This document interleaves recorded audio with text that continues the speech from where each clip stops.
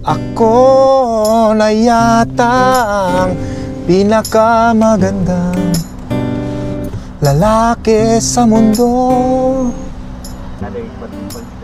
Hi, can I get a large black coffee please?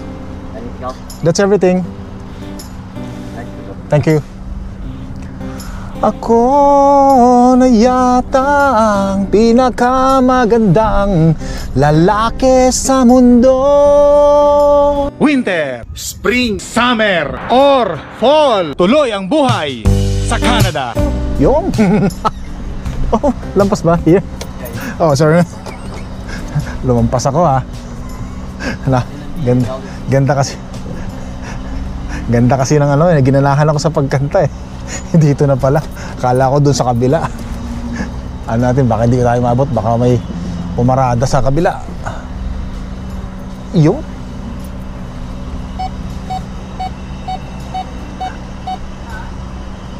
yan. Alright. Abot na. Sure. There you go. Alright. No problem. Just pick it there? Okay. Thank you. Yung pala mga kainex, mali pala. Dito pala magbabayad. Tapos doon, ipik ang order natin. Nasanay kasi ako na sa isang window sa drive-thru. Doon ka na magbabayad. At doon mo na rin kukunin yung order, ano? Sir! Uy! Musta na? Bera, dito ka na pala? Ha? Shot? Musta na? Ay, staff. Jokes? Saan galing? Ha?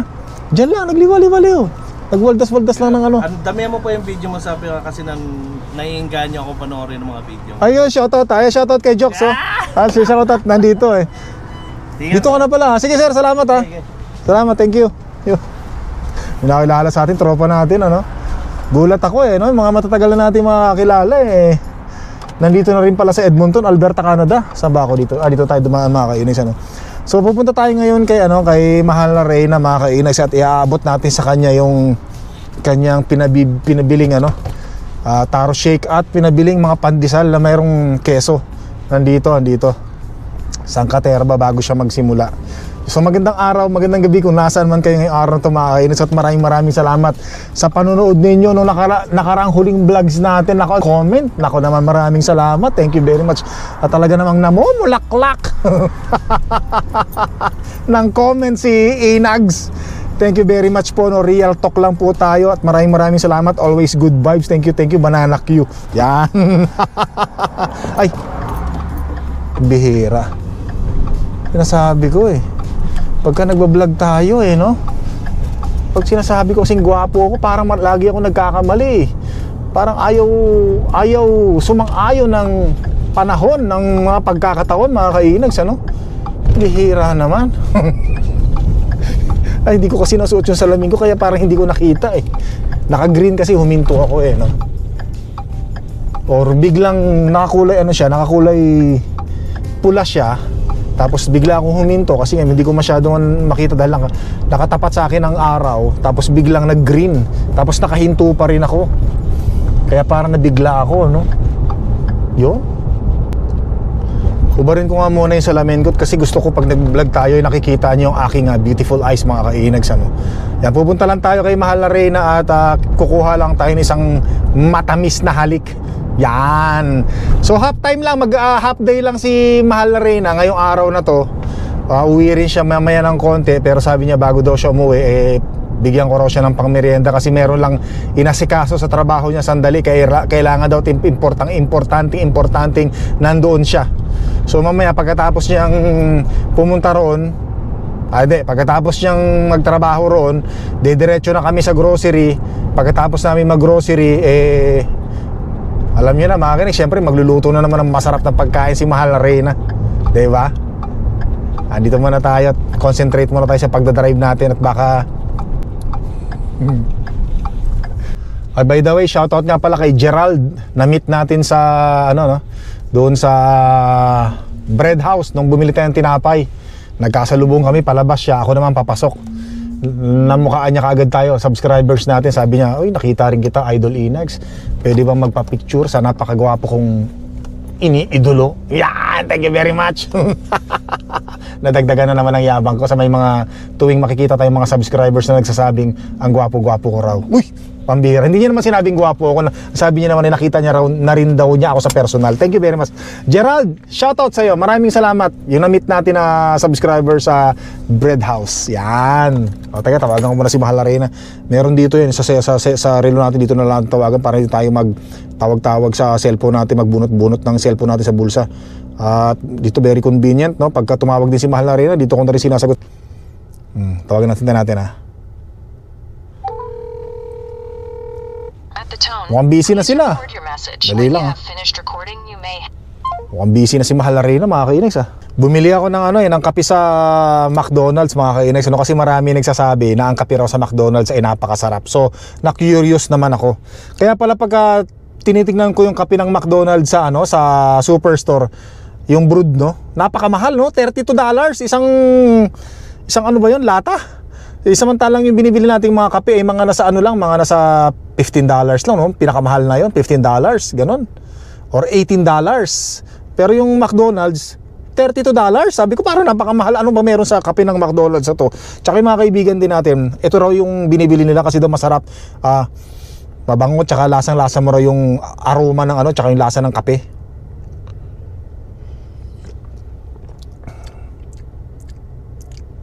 Parang wala naman pinakaiba doon sa binili nating kape sa mura. Wala, na-curious lang ako, mga kainags, na-curious lang ako, pero ewan ko, siguro baka naninibago lang ako, pero siyempre gusto ko pagka tinikman ko, unang lasa pa lang, first impression pa lang, gusto ko talaga yung kape. Pero parang mas masarap pa rin yung kapeng binibili natin. O siguro baka mas masarap yun dahil sa isip ko, mura kayang-kayang bilhin no? Ang bihira. Sige, andito na yung asawa mong gwapo. Nasaan ka? Sa side? Nasa side, side by side. Sige na. Patay mo na. Wait lang. Sige. Sige na, pagkala ka dyan. Sige. Alright. So yung mga kinags, sumagot na si Mahal Arena. At sigurado yung matutuwa yun at gawa ng yung binili nating kasi ito, marami siyang pinabili kasi bibigyan niya yung mga kasamahan niya dyan sa trabaho niya. Ayan, tinapay, mainit-init pa, tama-tama, masarap sa kape to. Kuha tayo isa. Init, sarap. Fresh na fresh. Panginoon, napakasarap pa. Tama-tama sa kape.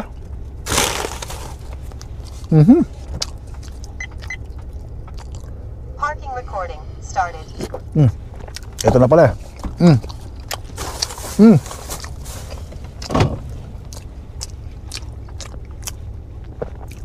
Bukas yan. Napakasarap nito Ha? Isa. Bagong init yan Bagong init? Bagong luto pala. Siyempre naman. Tayo, wala. Meron dito na dalawa yun Nandiyan. Ito sa'yo kuya na yun Saan ko? Guys. Yung straw nalalaglag I love you, mama. Chup-chup kiss nga wala. Pera ko to Huwag ka maingay. Naka-on na naman yung tuwing naka-on yung camera ko. Lagi mo sinasabi pera mo na naman. Pambihira. Babas na naman ako. Tinirahin na naman nila ako rito. Huwag ka magalala, yung resibo na sa akin naman May cheese to.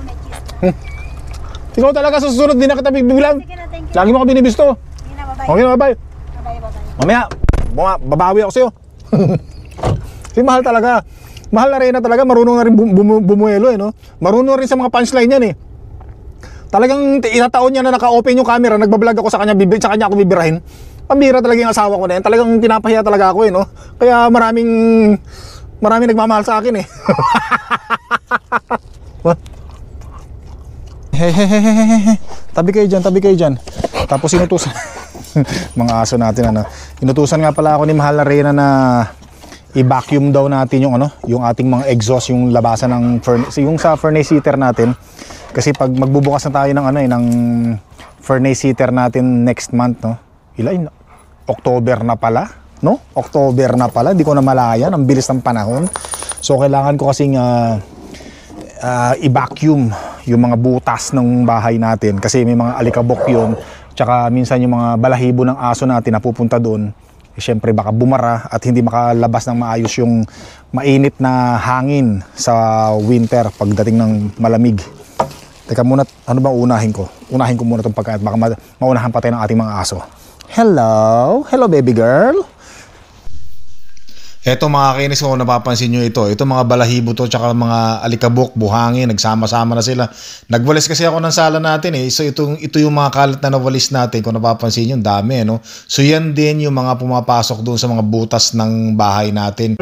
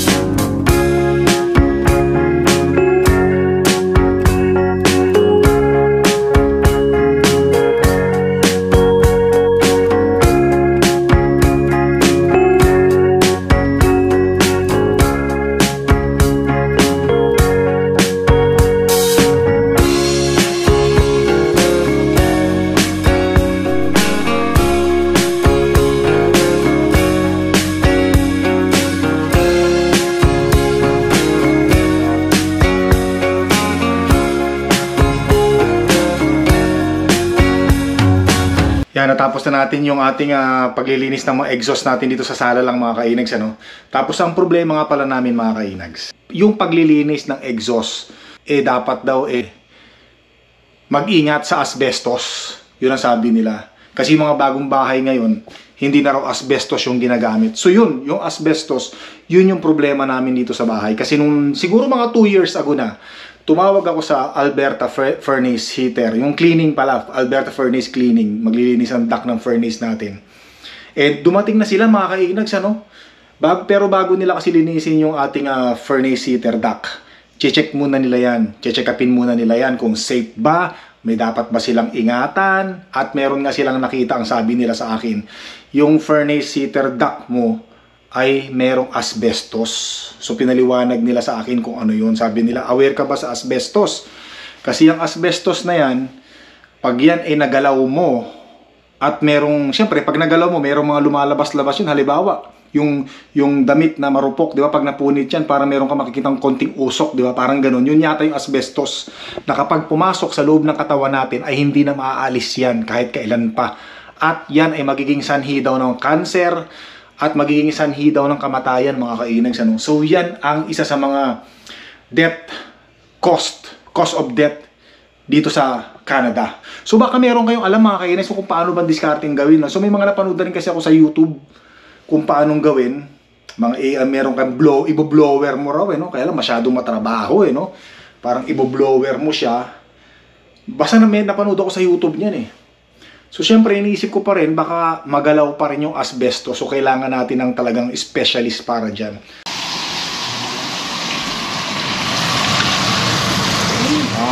Nakita mo na may kawali na. Iyan mo na yung kawali natin. Importante may kawali tayo. So nagpalit muna ako ng baka maamoy yung jacket natin ng niluluto mo. Bali. Si Mahal na Reyna, nahihiya siya na pakita yung kawali namin kasi daw gas-gas na Sabi ko nga sa kanya, ako nga hindi ako nahihiya sa mga subscribers, viewers natin na pinapakita ko yung mukha ko na butas-butas Hanggang ngayon, tingnan nyo, dami nagagalit sa akin pero hindi pa rin ako nahihiya, no? Amira. So mga kainis, nagluluto na si Mahal na Reyna ng ating makain ngayon. Ang kanyang lulutuin po ngayon ay ang upo na mayroong miswa na napakasarap na sobrang miss na miss at paboritong paborito ko. Yan naman. So pero mukhang mayroong nilagay na baboy si Mahal na Reyna. Mukhang ayaw talaga akong pakain ng pagkain. Tapos magpipirito tayo mamaya ng tilapiyang pinirito mga kainis na isda. Kita nyo naman napakasarap niyan talaga. Siyempre paano hindi sasarap yan? Ay si Mahal na Reyna nagluto. Bango-bango talaga. Pero mamaya amoy na tayo dito. Amoy ginisa na tayo rito. Yeah.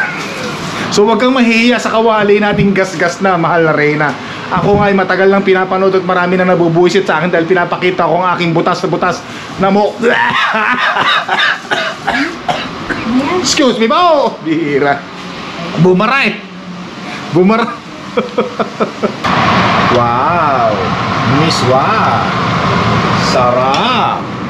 Gutom ako Nagko-coffee tayo mga kainis. Tapos naamoy natin yung niluluto ni Mahal Arena. Kita nyo naman, oh. Nako po, sino ba naman ang hindi magugutom sa napakasarap ng at napakabangong amoy na talagang niluto ni Mahal Arena? Masabihin mo sa akin pag luto na, ha? Nagsahin ka na ba? May kanin ka din, diba? Tara, alis na tayo doon. Baka hindi maluto yung niluluto. Coffee muna tayo. Pahayan, uy, ako, Commissioner Mario Lipana. Unang binanggit ni Alcantara sa dating Yusek Bernal. Bilisan mo maglinis dyan, ha? Tumulong daw sa kanya. Tapos pagkatapos mo maglinis, Engineer ng Bulacan First tawagin mo ako pagkakain na.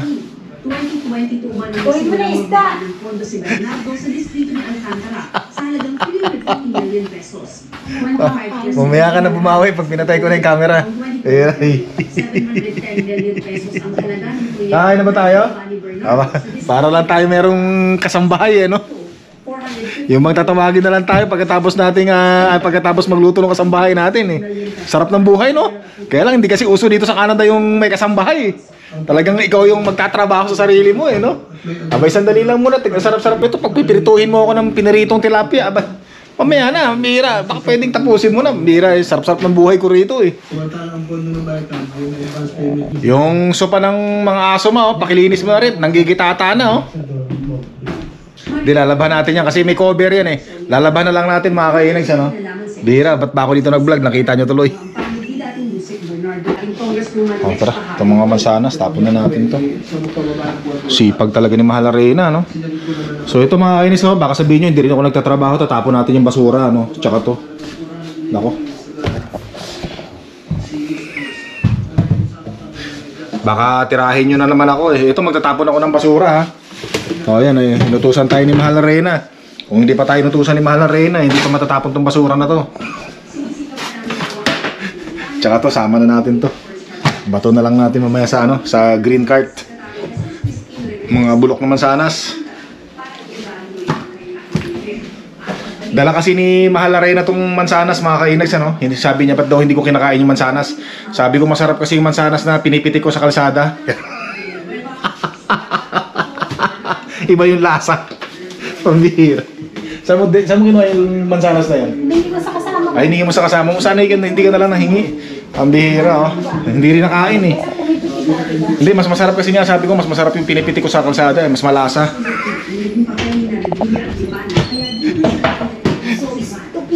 Stupid. Ha? Ba, talaga namang nagmamapang Mahal Arena. Parang nahiya ako. Parang ako lang yung walang ginagawa rito, ha. Ikaw, pinagsabay-sabay mo na. Nagluto. Naglinis, naglaba. Tumahimik ka. Teka lang, papatayin ko muna yung camera baka ako nasasabihin mo. Patayin ko. Alam daw?